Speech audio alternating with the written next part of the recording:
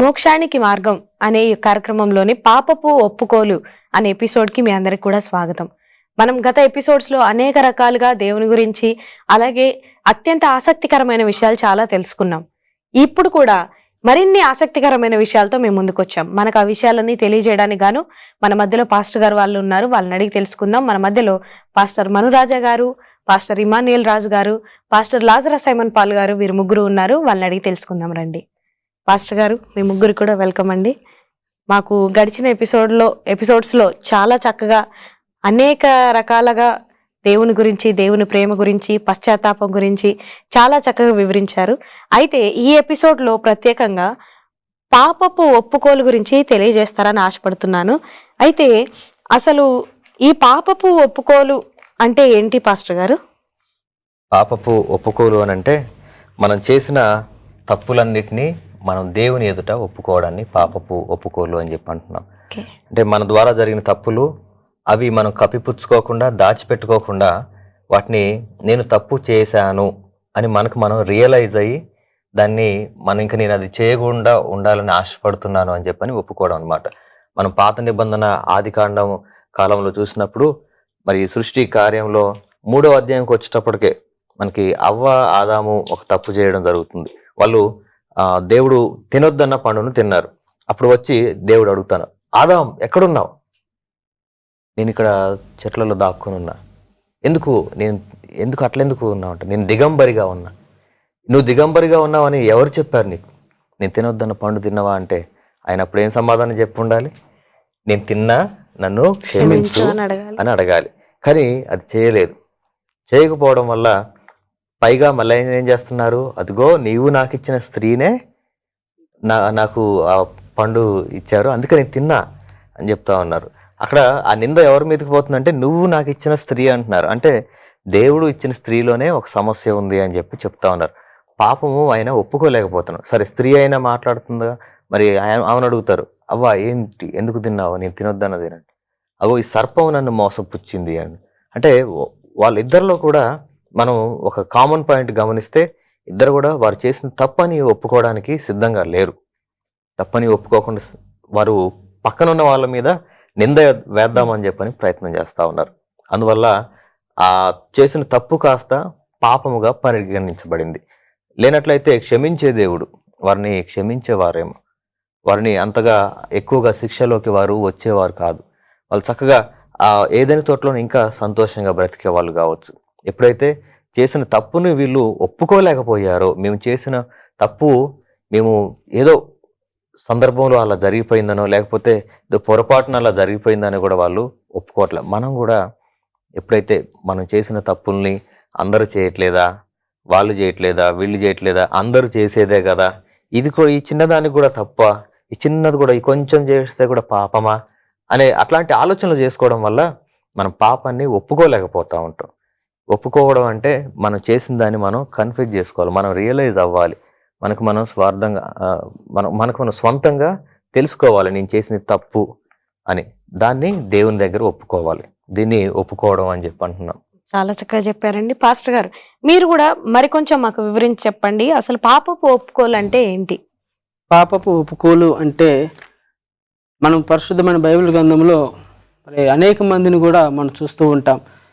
వారు చేసిన పాపాలను బట్టి మరి దేవుని ఎదుట వారి యొక్క పాపాలను ఒప్పుకొని విడిచిపెట్టినట్లుగా మనము పరిశుద్ధమైన బైబిల్ గ్రంథంలో మనం చూస్తాం. అయితే ఈ యొక్క సందర్భం బట్టి ఒక విషయాన్ని మీ ముందుకు తెలియజేయాలనుకుంటున్నాను. ఇప్పుడు పాస్టర్ గారు చెప్పినట్లుగా మరి అవ్వ ఆదాము జీవితంలో వారు కూడా పాపం చేశారు, కానీ దాన్ని ఒప్పుకోలేని పరిస్థితిలో వారు ఉండిపోయారు. అలాగే వారి తర్వాత వచ్చిన తరం వారి యొక్క కుమారుల గురించి కూడా ఒకసారి మనం ఆలోచన చేసినట్లయితే, మరి కయ్యూను హేబేలు జీవితంలో కూడా మరి కయ్యూను తన యొక్క తమ్ముడైన హేబేలును చంపి మరి అతన్ని పాతిపెట్టినట్లుగా మనము బైబిల్ గ్రంథంలో చూసినప్పుడు, మరి ఆ యొక్క సందర్భంలో కూడా మరి దేవుడు కయ్యూనును అడుగుతాడు, నీ యొక్క తమ్ముడు సహోదరుడు ఎక్కడా అని అడిగినప్పుడు ఆ సమయంలో కూడా మరి కయ్యూను కూడా మరి దేవుని ఎదుట చేసిన తప్పును ఒప్పుకోవాల్సింది. అవునయ్యా, నేను మా తమ్ముడిని నేను ఇలా కోపంలో లేదా అతని మీద నేను ద్వేషించి కక్షపడి నేను చంపివేశాను అని చెప్పవలసిందిగా అతడు ఉండవలసిన పరిస్థితి అది. కానీ అతడు దానికి భిన్నంగా ఏం చేశాడంటే, నేను మా తమ్ముడికి మా సహోదరుడిని కాపరినా, నువ్వు నన్ను ఎందుకు అడుగుతున్నావు అని అన్నట్లుగా ఆనాడు దేవుడికి ఎదురుగా మాట్లాడినట్లుగా మనం చూస్తున్నాం. సో అక్కడ మనం చూసినట్లయితే దేవుడు అతడికి ఛాన్స్ ఇచ్చాడు, అతడు తన యొక్క తప్పును ఒప్పుకోవటానికి ఛాన్స్ ఇచ్చాడు. ఎక్కడ అని అడుగుతున్నప్పుడు ఇతడు కూడా ఆ ఛాన్స్ని, ఆ యొక్క పరిస్థితిని అర్థం చేసుకోక దేవుడి మీద కొంచెము విరోధముగా మాట్లాడినట్లుగా మనం చూస్తాం. సో పాపము ఒప్పుకోవటం అంటే అది మనం చేసిన పాపం, అవును నేను పాపం చేశాను, ఇది నేను చేయకూడదు, అయినా నేను చేశాను అని మనం దానిని సింపుల్గా మనం ఒప్పుకోవాలి. ఒప్పుకొని దాన్ని విడిచిపెట్టినట్లయితే దాని ద్వారా మనము దేవునిలో ఆశీర్వాదాలు పొందుకోగలుగుతాము. చాలా చక్కగా వివరించారండి. పాస్టర్ గారు మీరేమని చెప్తారండి? అవునండి, ఈ పాపపు ఒప్పుకోలేని అనేది మనం మనస్ఫూర్తిగా చేయాలి, మన హృదయంలోంచి రావాలి. ఒకళ్ళ పట్ల ద్వేషం ఉన్న, కక్ష ఉన్న వాళ్ళు మనం లేదన్న మాట అన్నా సరే, మనం చర్చికి వెళ్తున్నాం కాబట్టి పోనీలే నేను క్షమించేసిన, వాళ్ళకి నాకు మధ్యలో ఏం లేదు, అట్లా కాదండి. వాళ్ళ పట్ల నిజంగా మనం ప్రార్థించే వారిలాగా ఉండాలి. అందుకనే బైబిల్లో ప్రే ఫర్ యువర్ ఎనిమీస్ అని ఉంటుంది, మీ శత్రువుల గురించి ప్రార్థించండి అని చెప్పి దేవుడు వాక్యం సెలవిస్తూ ఉన్నది. మనం నిజంగా పశ్చాత్తాపం కలిగి ఎప్పుడైతే పాపాలు ఒప్పుకొని, లేదంటే వాళ్ళ మీద ద్వేషం ఉన్న, కోపం ఉన్న, సంథింగ్ ఏది జరిగినప్పటికీ సరే ఇతరుల పట్ల మనం పాపాన్ని ఒప్పుకొని స్థితిలో ఉండాలి. చాలా మంది నేను పాపం చేసినా అని ఒప్పుకోలేరు.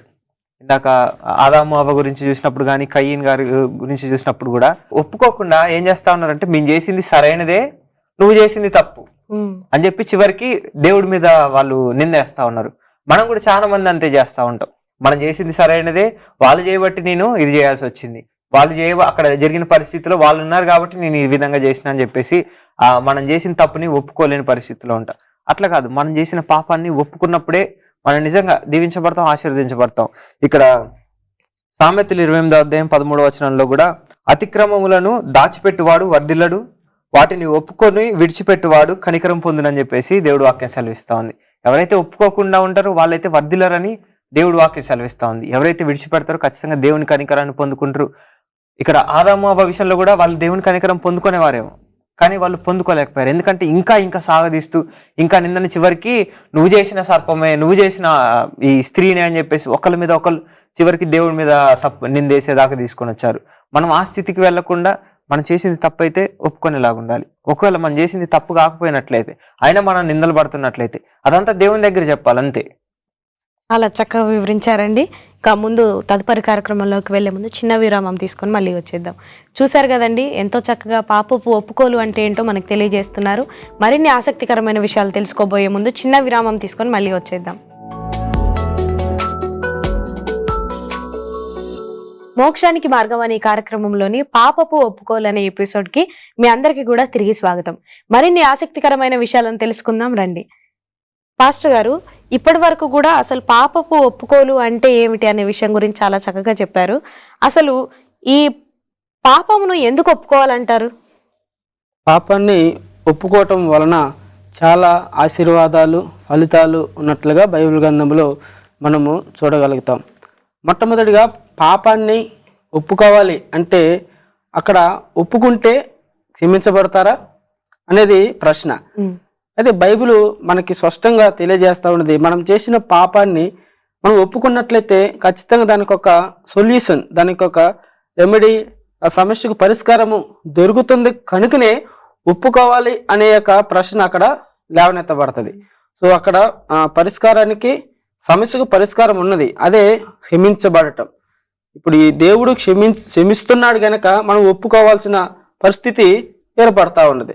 అక్కడ దేవుడు క్షమించను అని దేవుడు అంటే మనం ఒప్పుకోవాలి అన్న ప్రశ్న అక్కడ లేవనెత్తబడదు. సో అక్కడ దేవుడు క్షమించే దేవుడు గనక ఖచ్చితంగా మనం ఒప్పుకోవాలి. మనం ఒప్పుకున్నప్పుడు మరి దేవుడు మన పాపాలను క్షమించే వాడిగా ఉంటాడు. అందుకోసమే మరి జ్ఞాని అయిన సొలొమోను సామెతల గ్రంథము 28:13 చెప్పిన రీతిగా అతిక్రమములను ఎవరైతే ఒప్పుకొని దాన్ని విడిచిపెడతారో, ఒప్పుకోవాలి ఆ పాపాన్ని ఇక మరలా చేయకుండా, మరలా రిపీట్ చేయకుండా దాన్ని అక్కడితోనే ఎండ్ చేయాలి, అక్కడితో దాన్ని ఆపేయాలి, వదిలిపెట్టాలి.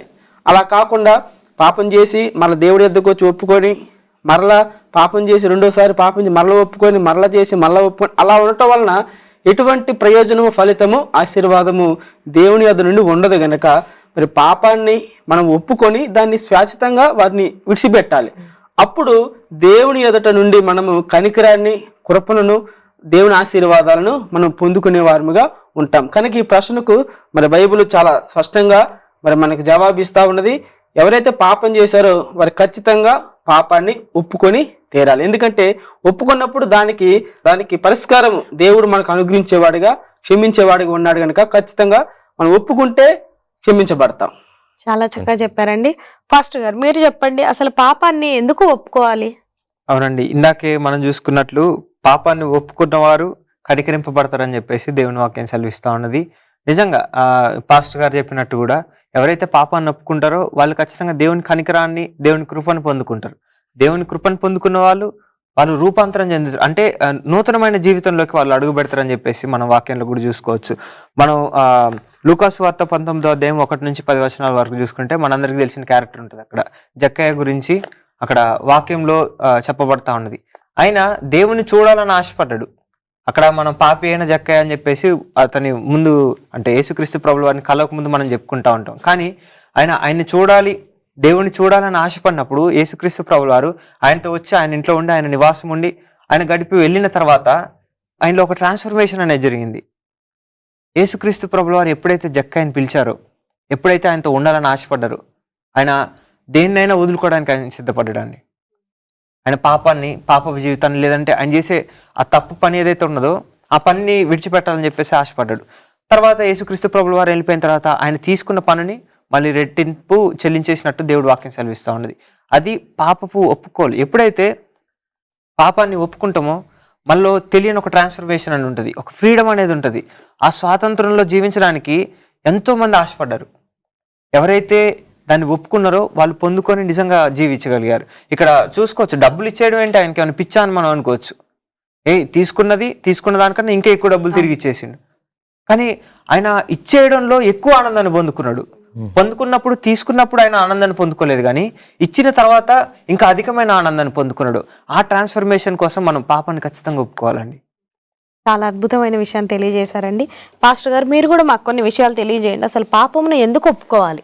అవును, ఇక్కడ మనకి ముందుగా చదివిన వాక్యం ప్రకారం అతిక్రమములు దాచిపెట్టువాడు వర్ధిల్లడు. ఈరోజు మనం వర్ధిల్లాలి, ప్రతి ఒక్కళ్ళం కూడా వర్ధిల్లాలి. వర్ధిల్లడం అంటే జనరల్ మన భాషలో అయితే దీవించబడాలి, అభివృద్ధి చెందాలి, ఆశీర్వదించబడాలి. ఆశీర్వాదం నాకు వద్దు అనేటోళ్ళు ఎవరు ఉండరు. నేను ఎందుకు ఎదగలేకపోతున్నా అనే ప్రశ్న మనకి చాలాసార్లు వచ్చి ఉండొచ్చు. ఈరోజు ఇక్కడ కూర్చున్న మనకి కావచ్చు, ఈ వాక్యం వింటున్న ప్రతి ఒక్కరికి కూడా నేను ఎందుకు అభివృద్ధి చెందట్లేదు, నా కుటుంబం ఎందుకు అభివృద్ధి చెందట్లేదు అనే ప్రశ్న వస్తే అతిక్రమములు మనం దాచిపెట్టుకుంటున్నాం. మనం దాచిపెట్టుకున్న అతిక్రమాలు, మనం దాచిపెట్టిన పాపాలు, మనం చేసిన తప్పులను, వీటన్నిటిని మనం ఒప్పుకోకుండా దాచిపెట్టుకున్నందువల్లనే ఈరోజు మనం ఎదగలేకపోతున్నాం, దేవుని ఆశీర్వాదాలు చూడలేకపోతున్నాం. అదేవిధంగా యాకోబు పత్రిక 5వ అధ్యాయం 16వ వచనం నుంచి నేను చదువుతున్నాను. మీ పాపములను ఒకనితోనొకడు ఒప్పుకొనుడి, మీరు స్వస్థత పొందినట్టు ఒకని కొరకు ఒకడు ప్రార్థన చేయుడి. నీతిమంతుని విజ్ఞాపన మనఃపూర్వకమైనదై బలము గలదై ఉండును అని ఇక్కడ రాయబడి ఉన్నది. మనము మన పాపాలు ఒప్పుకోకపోవడం వల్లనే అనారోగ్య సమస్యలు, స్వస్థత కావాలి అని అడుగుతూ ఉంటాం. కానీ అది ఎందుకు నాకు ఈ అనారోగ్యం వచ్చిందని ఆలోచించు. నేనేమైనా తప్పు చేయడం వల్ల నాకు ఈ అనారోగ్యం వచ్చిందా అని మనం ఆలోచన చేయం. ఏదైనా శోధన వస్తే దేవుడు నాకెందుకు ఇట్లా చేసిండని ప్రశ్నేస్తాం. కానీ నేనేదైనా తప్పు చేయడం వల్ల నేను ఇట్లా ఈ శోధన ఎదుర్కొంటున్నా, శాపం ఎదుర్కొంటున్నా అనుకోలే. దానియేలు ప్రార్థన చేస్తూ ఉన్నారు, నా దేశాన్ని క్షమించు అని చెప్పని. మొర్దెకై ప్రార్థన చేస్తున్నారు, నా దేశాన్ని క్షమించు అని చెప్పని. ప్రతి ఒక్కరు ఎప్పుడైతే మేము పాపము చేశాము, మాకు క్షమాపణ కావాలని ఎప్పుడైతే దేవుణ్ణి అడుగుతున్నారో, వాళ్ళ తప్పులను ఒప్పుకొని క్షమాపణ కోసం అడుగుతున్నారో, వాళ్ళందరూ కూడా క్షమించబడి గొప్పగా ఆశీర్వదించబడ్డారు. అందుకోసమే మనం ఖచ్చితంగా పాపాలు ఒప్పుకోవాలి. మనకి ఈరోజు తెలియకపోవచ్చు, అనుకుంటాం నేనేం తప్పు చేశా, నేనేమి తప్పు చేయలేదు కదా అని ఆలోచన వస్తుంది. చిన్నప్పటి నుంచి మనకు అలవాటు, పెన్సిళ్ళు దొబ్బుకుంటాం, రబ్బర్లు దొంగతనం చేస్తుంటాం. చిన్నప్పటి నుంచి ఎన్ని అబద్ధాలు చెప్పుంటాం, చిన్న చాక్లెట్స్ కోసం, బిస్కెట్స్ కోసం, ఎగ్జామ్స్లో మార్క్స్ తక్కువ వస్తే దొంగ సంతకాలు పెట్టిన పరిస్థితుల కాడ నుంచి ఇప్పటి వరకు, ఈ రోజు వరకు మనం ఎన్ని తప్పులు చేసి ఉంటాం. వాటన్నిటినీ మనం క్షమాపణ అడగాల వద్దా? అది చిన్నతనం కదా అని వదిలేసి తప్పే. దేవుని దృష్టిలో పాపమే. అది చిన్నతనంలో చేసిందైనా, పెద్దవాళ్ళుగా చేసిందైనా పాపం అనేది పాపాన్ని పేరు పాపమే. సో ఇంక దానికి అది చిన్న పొరపాటు అనుకోవడానికి అవకాశం లేదు. అందుకనే మనం చేసిన తప్పులన్నిటిని బట్టి క్షమాపణ కోసం అడగాలి, ఒప్పుకోవాలి. ఒప్పుకున్నప్పుడే దేవుడు మనల్ని క్షమిస్తారు. అవునండి. ఎప్పుడైతే మనం పాపాలను ఒప్పుకుంటామో, పాపాలను ఒప్పుకొని దేవుడి మార్గంలో నడుస్తామో అప్పుడు మనం ఆత్మీయంగా బలంగా కూడా పెరుగుతామని చెప్పేసి దేవుడు వాక్యం తెలియజేస్తూ ఉన్నది. ఇక్కడ మన కీర్తన గ్రంథము 34వ అధ్యాయం 18వ వచనంలో చూసుకుంటే, విరిగి నలిగిన హృదయము దేవునికి అంగీకారం అని చెప్పేసి ఉన్నది. ఎవరైతే పాపం ఒప్పుకునేటప్పుడు మాటతో ఒప్పుకోవడం కాదు, విరిగి నలిగిన హృదయంతో మనం జక్కయ్యని చూసుకున్నట్టు, లేదనంటే ఎవరైతే యేసుక్రీస్తు ప్రభుల వారు వాళ్ళందరూ విందు చేస్తూ ఉంటే శిష్యులందరూ ఉన్నప్పుడు అత్తరు తీసుకుని వచ్చి ఆయన పాదాల మీద పోసి తన జుట్టుతో యేసుక్రీస్తు ప్రభుల వారి పాదాలు కడుగుతూ ఉన్నది. అట్లా ఎవరైతే విరిగి నలిగి హృదయంతో వాళ్ళ హృదయాన్ని అంతటిని కూడా దేవుని ముందు దారబోస్తారో వాళ్ళు నిజంగా ట్రూ ట్రాన్స్ఫర్మేషన్ అనేది వాళ్ళలో జరుగుతూ ఉంటుంది. మనలో కూడా అలాంటి మార్పు పొందాలని దేవుడు ఆశపడతా ఉన్నారు. చాలా చాలా చక్కగా అద్భుతంగా వివరించారండి. ముందు కార్యక్రమంలోనికి వెళ్ళబోయే ముందు చిన్న విరామం తీసుకొని మళ్ళీ వచ్చేద్దాం. చూశారు కదండి, మీరందరూ కూడా వేచి ఉండండి. మరిన్ని ఆసక్తికరమైన విషయాలు మనం తెలుసుకుందాం. చిన్న విరామం తీసుకొని మళ్ళీ వచ్చేద్దాం. మోక్షానికి మార్గం అనే కార్యక్రమంలోని పాపపు ఒప్పుకోలు అనే ఎపిసోడ్కి మీ అందరికీ తిరిగి స్వాగతం. మరిన్ని ఆసక్తికరమైన విషయాలను తెలుసుకుందాం. దేవుని నామంలో మనము దీవెనలు పొందుకుందాం. పాస్టర్ గారు, ఇప్పుడు ఇంతవరకు కూడా పాపం అంటే ఏంటి, పాపపు ఒప్పుకోలంటే ఏంటి, అసలు ఎందుకు ఒప్పుకోవాలనే విషయాలు చక్కగా తెలియజేశారు. కానీ అసలు ఈ పాపమును ఎలా ఒప్పుకోవాలి అనే విషయాన్ని ఇప్పుడు మాకు చెప్తారా? తప్పకుండా. చాలా చక్కటి ప్రశ్న. మనకి బైబిలే ఆధారం. ఇక్కడ 1 యోహాను 1వ అధ్యాయము 9వ వచనం నుంచి చదువుతున్న మాటలు మరి అందరూ కూడా శ్రద్ధగా వినాలని మనం చేస్తున్నాను. మన పాపములను మనం ఒప్పుకొనిన ఎడల ఆయన నమ్మదగిన వాడును నీతిమంతుడును గనుక ఆయన మన పాపములను క్షమించి సమస్త దుర్నీతి నుండి మనలను పవిత్రులుగా చేయును. మనము పాపము చేయలేదని చెప్పుకొనిన ఎడల ఆయనను అబద్ధికునిగా చేయువారు అగుదుము, మరియు ఆయన వాక్యము మనలో ఉండదు అని ఇక్కడ రాయబడి ఉన్నది. మనం అనుకుంటున్నాం, నేను మంచి క్రైస్తవుని కదా, నేను చాలా గొప్ప కార్యాలు చేస్తున్నా కదా, లేకపోతే నేను చేసినప్పుడు ఎవరు చూడలేదు, లేకపోతే అందరు చేసే తప్పే నేను చేసా, అందరితోటి సమానంగా మరి నేను కూడా మంచివాడిని కదా, నేను ఇంకా చాలా మంచి కార్యాలు, ఇట్లాంటి ఆలోచనలు మనకు చాలా వస్తూ ఉంటాయి. నేను చర్చికి వెళ్తున్నా, డొనేషన్స్ చేస్తున్నా, లేకపోతే నేను ఒక మంచి ఫ్యామిలీ బ్యాక్గ్రౌండ్ ఉంది, మా తల్లిదండ్రులు బాగా ప్రార్థనా పరులు, ఇవన్నీ చెప్పుకుంటా ఉంటాం. మనం చేసిన తప్పును మన తల్లిదండ్రులు ఏం చేయలేరు. ఎవరి తప్పు కోసం వాళ్ళే ప్రార్థన చేయాలి. నేను యేసుక్రీస్తు గురించి తెలుసు, పాపము అంటే ఏంటి అనేది నేను తెలుసుకున్నా, పాపం చేయకూడదని తెలుసుకున్నా, అయినప్పటికీ నా ద్వారా తప్పు జరిగింది. అప్పుడు నేను చేయాల్సింది ఏంటి అని అంటే, ఎవరో నా కోసం ప్రార్థన చేస్తారని ఎదురు చూడటం కాదు, నా పాపాలు నా నోటితోటి నేనే ఒప్పుకోవాలి, నేను తప్పు చేశా తండ్రి అని. అయితే ఇది నా పర్సనల్. ముందు నేను నా తప్పును ఒప్పుకోవాలి, తరువాత నేను నా ఫ్రెండ్స్ కోసం, నా ఫ్యామిలీ కోసం, నేను వాళ్ళ కోసం కూడా ప్రార్థన చేసేటోడిగా ఉండాలి. ఇది ఒప్పుకోలు చేయాల్సిన విధానం. నా నోటితోటి నేను ఒప్పుకోవట్లేదు అని అంటే అప్పుడు అర్థం ఏంటట, నేను ఎవరిని అబద్ధికునిగా చేస్తున్నా? దేవుణ్ణే నేను అబద్ధికునిగా చేస్తున్నా. నేను మంచోడిని, నేనే నీతిమంతుడిని నాకు నేను చెప్పుకోవడం కాదు. దేవుని ఆజ్ఞల ప్రకారంగా నేను సరిపోల్చుకొని చూసుకోవాలి. నేను ఆజ్ఞల ప్రకారంగా ఉన్నా, ఏదైనా నేను తప్పిపోయానా, అది తప్పిపోతున్నప్పుడు అందరూ చేస్తున్నట్టు అని మళ్ళీ నన్ను నేను వెనక్కి వేసుకొని రాకూడదు. నేను వెంటనే క్షమాపణ కోసం అడగాలి. ఇది మొదటిగా బాగా ప్రాధాన్యత కలిగిన విషయం. నా తప్పులను నేనే ఒప్పుకోవాలి. చాలా చక్కగా చెప్పారండి. పాస్టర్ గారు, మీరు చెప్పండి, పాపమును ఎలా ఒప్పుకోవాలి? పాపమును ఎలా ఒప్పుకోవాలి అనే విషయాన్ని మనం గమనించినట్లయితే, మరి బైబిల్ గ్రంథంలో మరి అనేక మంది మరి వారి యొక్క వ్యక్తిగత జీవితంలో వారు చేసిన పాపాలను బట్టి వారు దేవుని సన్నిధిలో వారి యొక్క పాపాలు ఒప్పుకున్నట్లుగా బైబిల్ గ్రంథంలో మనం చూస్తున్నాం. అయితే ఈ సమయంలో మరి లూకా సువార్త 18వ అధ్యాయము 9-10 వచనాల నుండి మనం చూసినట్లయితే అక్కడ యేసుక్రీస్తు ప్రభువారు ఒక ఉపమానము చెప్పుచున్నట్లుగా మనం ఈ యొక్క వాక్యంలో చదువుతున్నాం. ఈ ఉపమానంలో మనందరికీ తెలిసిన యొక్క ఇద్దరు వ్యక్తులు మరి దేవాలయానికి వెళ్ళి వాళ్ళు ప్రార్థిస్తూ ఉన్నారు. ఒక వ్యక్తి పరిసయ్యుడు, మరి ఇంకొక వ్యక్తి సుంకరులుగా ఉంటున్నారు. అయితే ఇప్పుడు ఈ ఇద్దరు వ్యక్తులు కూడా మరి దేవుడి సన్నిధికి వెళ్ళి ప్రార్థిస్తూ ఉన్నారు. ఆ ప్రార్థనలో ఒక వ్యక్తి ఏమో తను తాను హెచ్చించుకుంటూ తను తాను చేసిన ఆ కార్యాల నిమిత్తమై దేవుడికి ఎదుట తను తాను బయలుపరుచుకుంటూ ఉన్నాడు. నేను అది చేశాను, నేను ఇది చేశాను, నీకోసం అది ఇచ్చాను, నేను ఇది ఇచ్చాను అని తన యొక్క మనసులో తాను అంతే హెచ్చించుకుంటూ ఉన్నాడు, గర్విస్తూ ఉన్నాడు. నేను నాలాగా ఎవరు చేయలేదు, నేనే చేశాను అన్నట్లుగా అతడు తన యొక్క హృదయంలో హెచ్చించుకుంటూ మాట్లాడుతూ ఉంటాడు, ప్రార్థన చేస్తూ ఉంటాడు.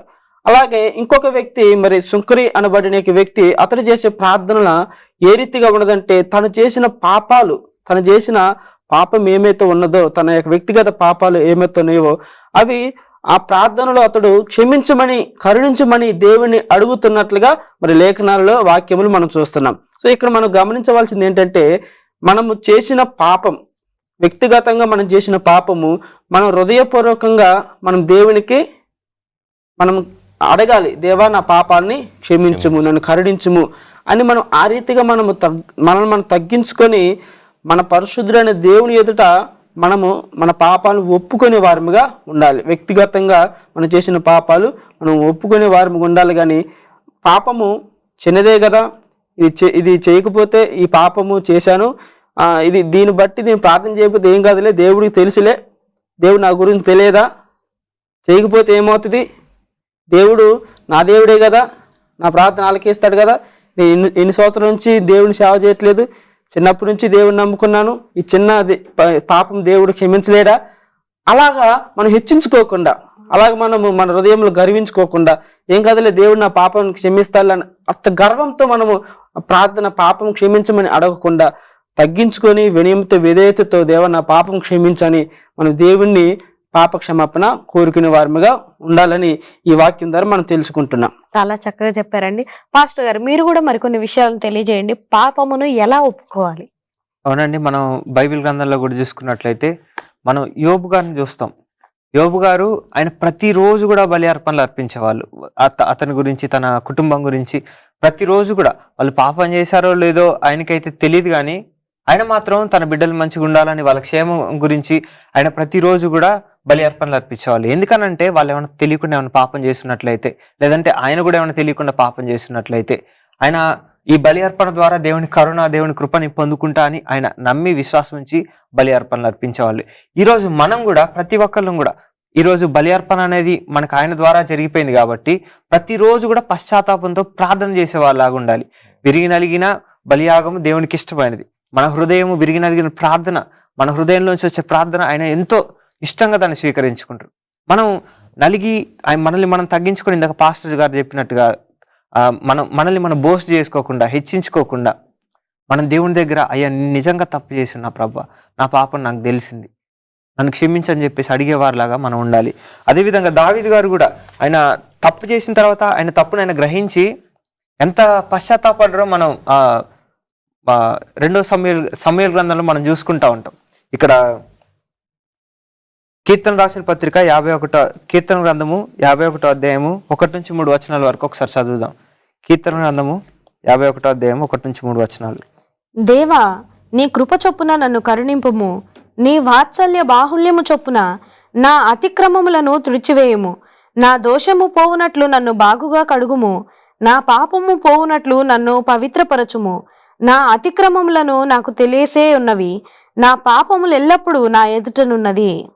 చూసినాం కదండి, దావీదు గారు ఎంత స్పష్టంగా ఒప్పుకుంటా ఉన్నారు. మనం కూడా అట్లా స్పష్టంగా, ప్రభువా నా పాపం నాకు తెలిసే ఉంది, నా ముందే ఉన్నదయ్యా, నన్ను క్షమించి నన్ను పవిత్రుడిగా మార్చని స్థితిలో మనం ఉండాలి. చాలా చక్కగా వివరించారండి. అసలు నిజంగానే ఈ పాపం అనేది ఒప్పుకోవడం ప్రతి మనిషికి కూడా చాలా అవసరం. కాబట్టి అదంతా కూడా చాలా అందరికీ అర్థమయ్యే రీతిగా చాలా చక్కగా వివరించారండి. మరి ఈ కార్యక్రమాన్ని ముగించుకోవడానికి గాను పాస్టర్ ఇమ్మానుయేల్ రాజు గారు ప్రార్థన చేసినట్లయితే మనం ఈ కార్యక్రమాన్ని ముగించుకుందాం. ప్రార్థన చేసుకుందాం. పరిశుద్ధుడా, పరలోకమందున్న మా తండ్రి, ఈ యొక్క ఎపిసోడ్లో మేము తెలుసుకుని ఈ వాక్యాన్ని మా హృదయంలో ముద్రించండి. ఎవరైతే వీక్షకులు ఈ యొక్క వాక్యాన్ని వింటున్నారో, చూస్తున్నారో, వారిని కూడా వారి జీవితంలో పాపపు ఒప్పుకోలను, వారి యొక్క మారు మనసును కలిగించి తండ్రి ఈ యొక్క వాక్యం చేత వారితో మాట్లాడి మీరే దేవునిలో ఆశీర్వాదాలు మాకు అనుగ్రహించగలని నజరేయుడైన యేసుక్రీస్తు నామమున ఈ ప్రార్థన అడిగి వేడుకొని పొందుకొని ఉన్నాము తండ్రి, ఆమేన్. చాలా థ్యాంక్స్ అండి. ఇంతవరకు కూడా చక్కగా వివరించి చెప్పారు. మళ్ళీ ఎపిసోడ్లో మళ్ళీ కలుద్దాం. చూసారు కదండి, ఎంతో అద్భుతమైన విషయాలను ఇంకా తెలియజేస్తున్నారు పాస్టర్ గారు వాళ్ళు. ఇంకా మరిన్ని విషయాలు తెలుసుకోవడానికి గాను మరి ఒక ఎపిసోడ్ కోసం వేచి ఉండండి.